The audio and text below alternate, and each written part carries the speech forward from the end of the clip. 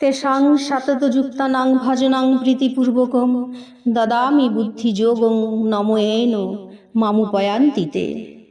जो प्रेम पूर्वक मेरी सेवा करते हैं और मेरी शरण में निरंतर लीन रहते हैं, मैं उन्हें ज्ञान प्रदान करता हूँ और अंतिम में उसका मेरे चरण में आश्रय हो जाता है। भगवद गीता का पहला अध्याय का नाम अर्जुन विषाद योग।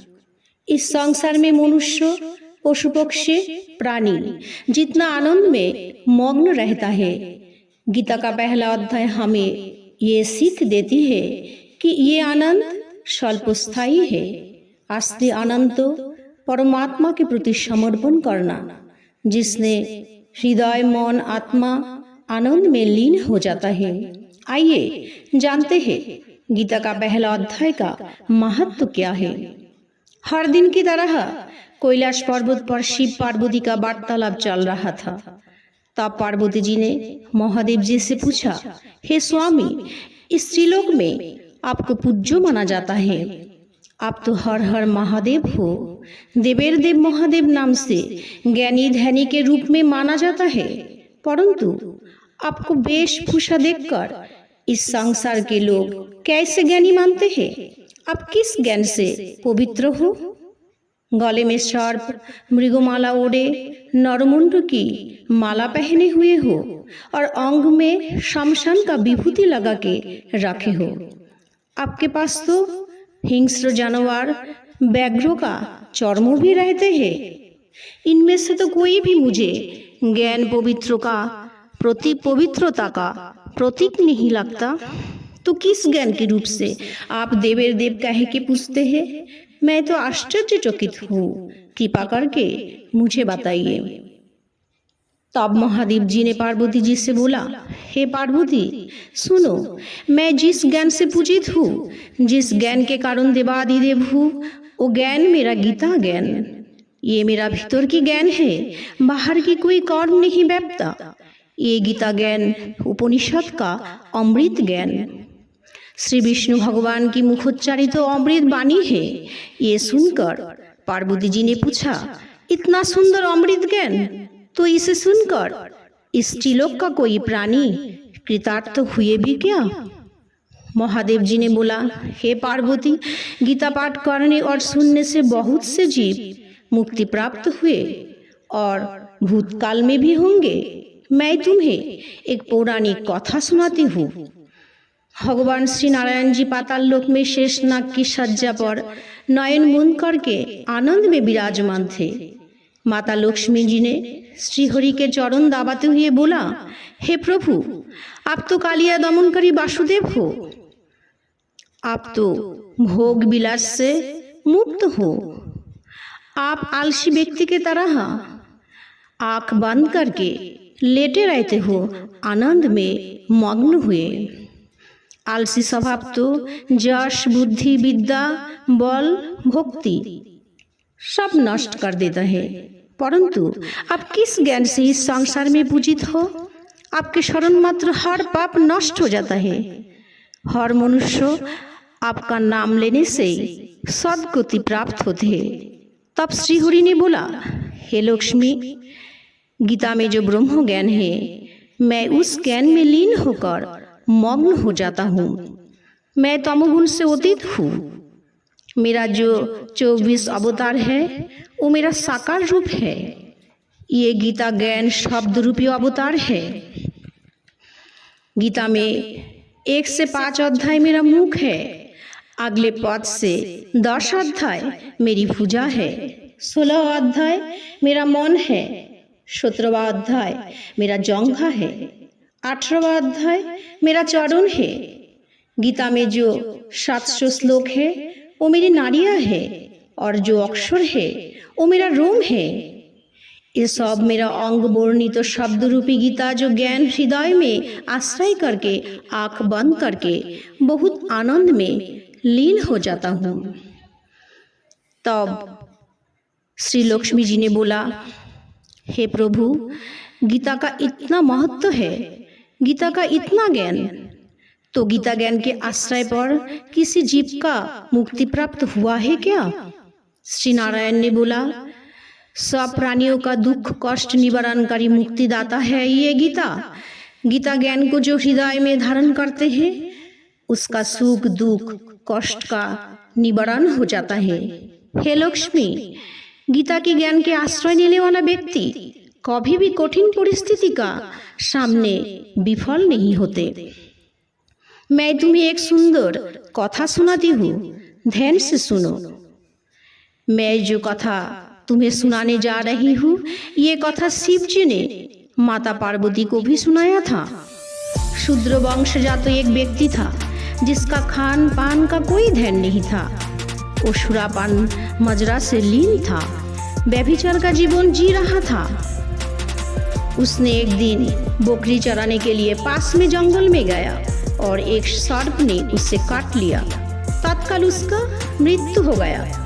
मृत्यु के बाद उसका बुराई कर्मों का फल स्वरूप बहुत सी नरक भोगना पड़ा। फिर एक बेल के रूप में उसका जन्म हुआ। उस बेल को एक भिखारी ने खरीद लिया। भिखारी उस बेल के ऊपर चढ़कर गांव-गांव भीख मांगता था। जो मिलता था परिवार के साथ गुजारा हो जाता था। ऐसे गुजारा होते होते जब खत्म हो जाते फिर बेल पर चढ़कर भीख मांगने के लिए निकल जाते। रात को थोड़ा खाना देकर बेल को दरवाजे पर खूंटी से बांध करके रखते थे। थोड़ा खाना देते थे, कभी भूख से ही बेल को गुजारना पड़ता था। फिर सुबह होते ही निकल जाता। ऐसे कभी आधा पेट खाना तो कभी भूख रहना उसका शरीर पर प्रभाव पड़ा। गर्मी में कभी पानी मिलता तो कभी प्यासा ही रहना पड़ता। धीरे धीरे बेल का शरीर सूख गए। भीख मांगने के लिए उसका शरीर में बल नहीं था। एक दिन भिखारी ने बेल को घर से निकाल दिया। खाने के तरस से बेल रास्ते में इधर से उधर भटकने लगे। कभी कुछ मिला तो कभी कुछ नहीं। जीर्ण शीर्ण शरीर लेकर एक दिन रास्ते में बेल गिर गए और दलदल में फंस गए, लेकिन उसका प्राण नहीं छूटे। जितना इतर प्राणी था सब उसका खून चूसने लगे। जो भी लोग इस अवस्था में देखते थे कुछ ना कुछ दे रहे थे और उसके मुक्ति के लिए दुआ कर रहे थे। सो फ्रेंड्स, यह बेल भी कभी मनुष्य थी। मनुष्य जीवन अति दुर्लभ जीवन, लेकिन मनुष्य जीवन पाकर भी उसने सत्संग नहीं किया। मनुष्य जीवन पाकर भी उसने सत कथा नहीं सुना। इतने बुरे कर्म किया कि बेल के रूप में जन्म हुआ। आज बुराई का कर्म भुगत रहा है। उसके शरीर में इतना बल नहीं है जो उठ सके। सब लोग कुछ ना कुछ पुण्य का फल दे रहे थे, तब भी उसका प्राण नहीं निकले। आखिर में एक गणिका आई। बेल की ऐसी दुर्दशा देखकर उसका मन में करुणा हुई। वह हाथ में पानी लेकर उसका शरीर में छीटा और बोला, जो पुण्य मैंने आज तक किया है सब मैं बेल को दे देता हूँ। बस इतना कहते ही बेल का मुक्ति प्राप्त हो गया। फिर बेल का जन्म देव शर्मा नामक एक ब्राह्मण के घर हुआ। उसका नामकरण हुआ सुशर्मा। पिता ने उसका वैदिक ज्ञान का शिक्षा दिया। वेद पाठ मंत्रोच्चारण संध्या गायत्री सब कुछ शिक्षा मिला। एक ब्राह्मण की जितना गुण होते हैं नित्य आराधना करके धीरे धीरे सब प्राप्त कर लिया। नित्य उपासना ध्यान जपते जपते एक दिन ब्राह्मण को पिछले जन्म की घटना याद आया। तब ये आश्चर्यचकित हो गया। वो बोलने लगे, मैं पिछले जन्म में एक बेल था और उसके अगले जन्म में मनुष्य था, लेकिन बुराई का कर्मों का फल मुझे बैल के रूप में भुगतना पड़ा। मनुष्य होकर भी कोई अच्छा कर्म नहीं किया। इतना दर्दनाक परिणति था कि किसी का भी दुआ काम नहीं किया, परंतु एक गुणिका ने मुझे मुक्ति दिया। क्या पुण्य किया था उस गुणिका ने? क्या शक्ति है उसके पास जो मुझे बैल की जोनी से मुक्ति प्राप्त होके एक ब्राह्मण के घर में जन्म हुआ? सुशर्मा घर से निकालकर सत्य जानने के लिए गुणिका के पास आया और बोला, आपके पास क्या शक्ति है? आपके पास कौन सा पुण्य है? मुझे बताइए। जो मुझे बेल का जुनी से सद्गति प्राप्त हुआ था और ब्राह्मण के रूप में जन्म लेकर आपके सामने खड़ा हूँ सत्य जानने के लिए। गोनिका ने बोला, मैं तो कुछ नहीं किया, परंतु मेरे पास एक तोता है। एक चोर ने ब्राह्मण के घर से चुरा के मेरे घर में रखा था। ब्राह्मण के घर नित्य भगवद गीता का पाठ होता था। ये तोता सुनकर कंठस्थ कर लिया था। मेरे घर आने के बाद रोज सुबह तोता भगवद गीता पाठ करता था। मैं ध्यान से उसका पाठ सुनती थी। उसी का ही फल मैंने तुम्हें अर्पण किया था, जो तुम्हें बेल की जोनी से सद्गति प्राप्त हुआ था।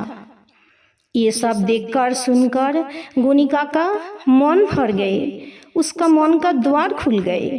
ये सोचने लगा, मैं गीता का थोड़ा सा सुनती थी, इसका फल इतना बड़ा है।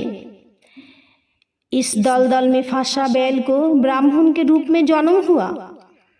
भगवद गीता पाठ का इतना फल।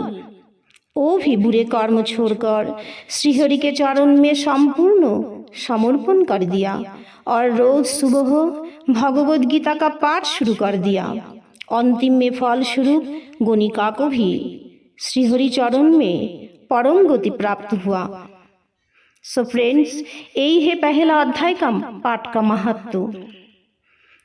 अच्छे रहो, खुश रहो, सबको खुश रखो। Thank you for watching.